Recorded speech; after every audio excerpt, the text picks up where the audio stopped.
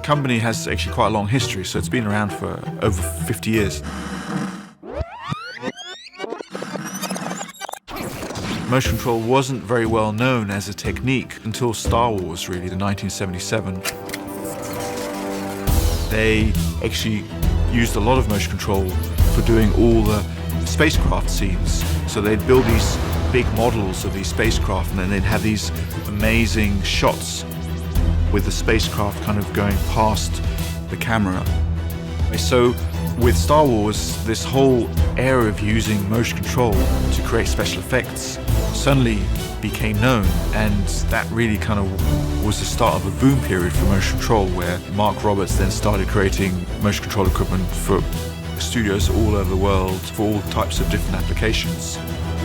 So there was a period when it was doing really well and creating lots of equipment all over the world. But then the period when the budget for those kind of projects or advertising really dropped.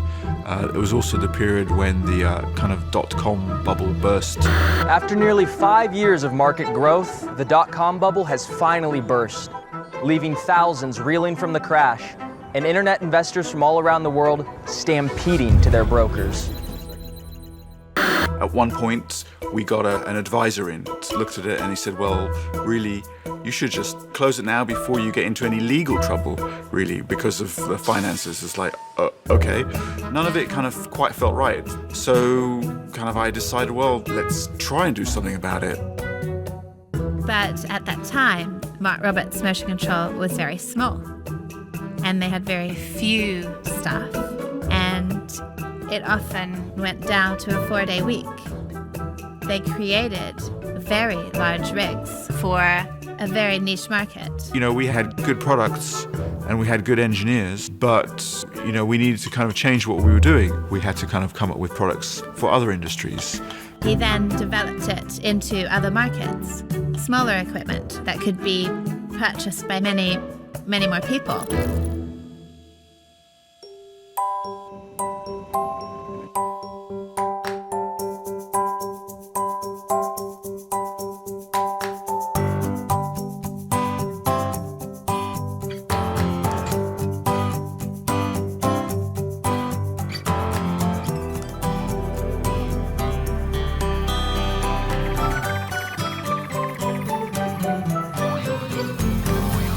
As we were generating more and more sales, we would reinvest those funds into developing new products until eventually we started having new products that were ready to market, and then that led on to greater and greater expansion.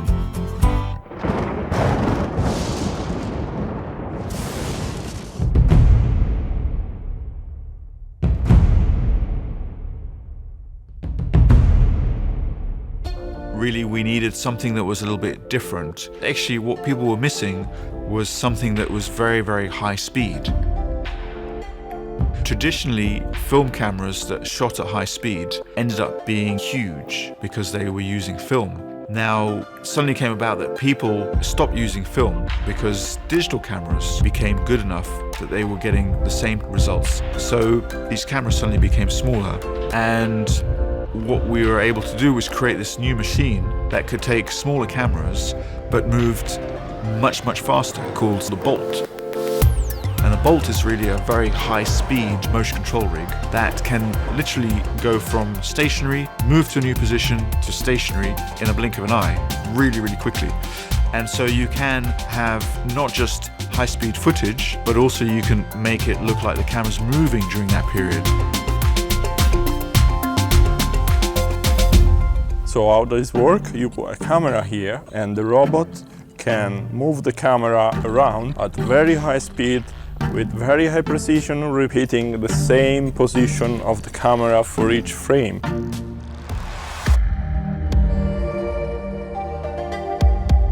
And when you're shooting high speed, you want to also control the lens. So if you are moving quickly towards an actor's face, it's no good if the actor's face goes out of focus. So as the camera moves towards the actor, it also has to automatically focus very quickly to keep the image sharp throughout the motion.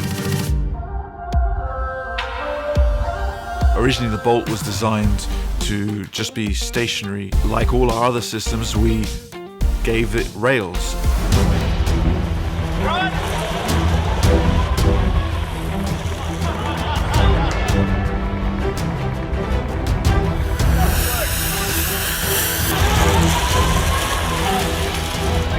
That's well done, guys.